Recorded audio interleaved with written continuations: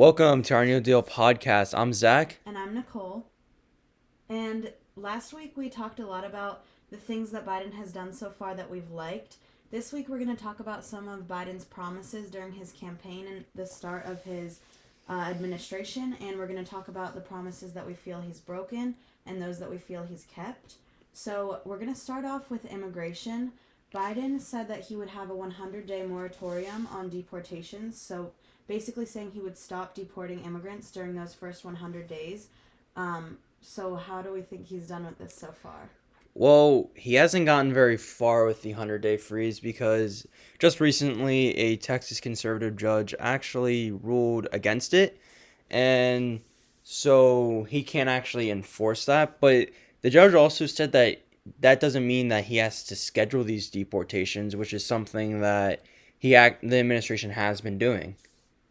Yeah, so Biden actually just set new ICE guidelines and gave them like top three priorities for deporting illegal immigrants. So that seems pretty backwards to me for someone who's saying he's going to stop deportations and then he's giving them these priorities. So clearly behind closed doors, he's not doing the things that he said he would. Yeah, I actually was reading on CNN, and Biden is actually still running on the Trump policy because he actually cannot form his own policy, especially with Congress and how divided they are, and just all the other priorities. So he's deferring people from the border because of COVID-19 restrictions, and that's what Trump passed back in 2020 when COVID got big.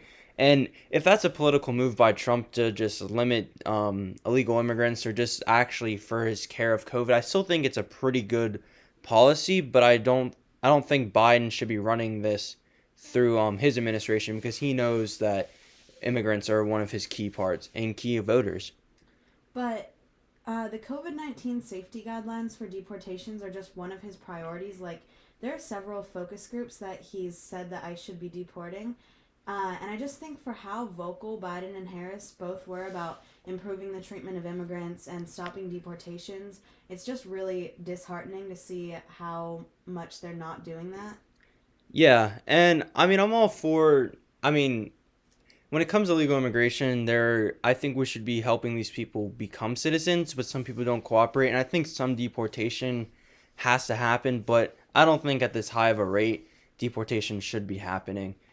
So we're gonna move on to one of actually Biden's committed promises that he actually did reach. As of February 25th, um, the Biden administration reached 50 million vaccinated Americans.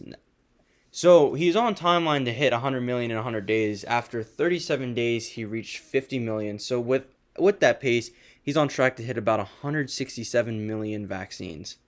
Yeah, so basically his promise was to do 100 million vaccines in his first 100 days.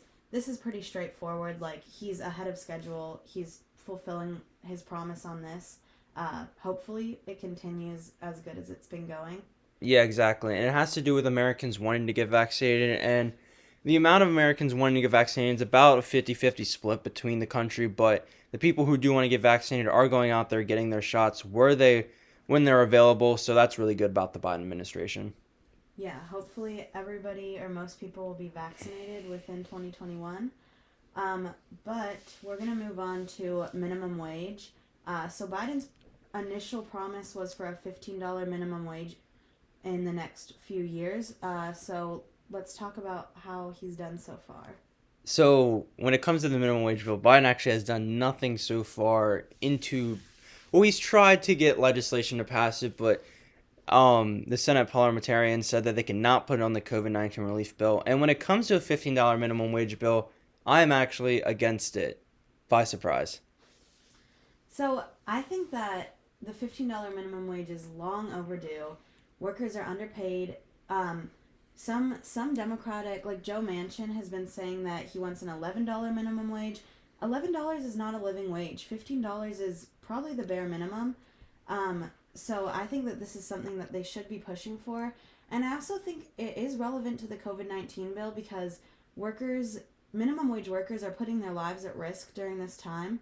Like, they're the ones that are on the front lines and, you know, interacting with people every day. So I think it's relevant to COVID-19, and I think that it should be included. Yeah, My big key concern is just small businesses in general, especially with the COVID, everything going on, and how small businesses have just had to adapt to these loans from the federal government. I do agree with Joe Manchin on the $11 minimum wage increase in 2 years. I think that there needs to be an increase. And when you're looking back through history, 1996, the minimum wage was 4.75, and then all the way up to 2009, it was the last time it got raised, which was 7.25.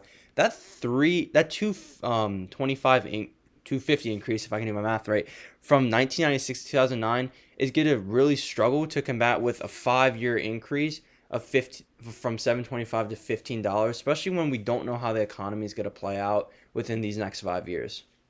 Yeah, but I mean, the minimum wage has been increasing at a rate lower than what makes sense with inflation and with the initial minimum wage. So that increase from 1996 to 2009 wasn't a lot, but that was too low as well. So I understand that small businesses might be a concern with this, but even the initial $15 minimum wage increase wasn't going to happen immediately. It's going to be like a slow and gradual process. And for Biden to just pretty much give up on this, he's been telling governors and mayors behind closed doors that it's just not going to happen. Again, it's pretty disheartening that he's just not following through on what he said he would push for. See, along with the $15 minimum wage bill, Biden ran his campaign on unity and bipartisanship, and he knows that both parties are not going to be able to agree on a $15 minimum wage. I mean, he doesn't even have support from part of his own party, and I mean, that's just Joe Manchin, really. But looking at that, a lot of Republicans have agreed that they would settle on an $11 minimum wage increase. So you got to take the victories where you can.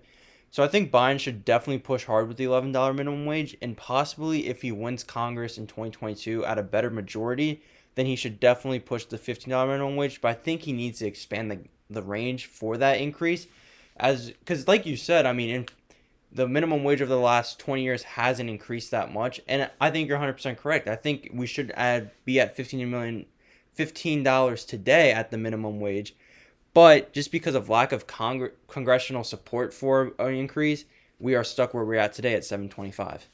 But the thing is, if Biden's concern is that it won't pass in Congress, then he can push for it and see what happens in Congress. Like, he should be pushing for a $15 minimum wage and encouraging his party to support that as well.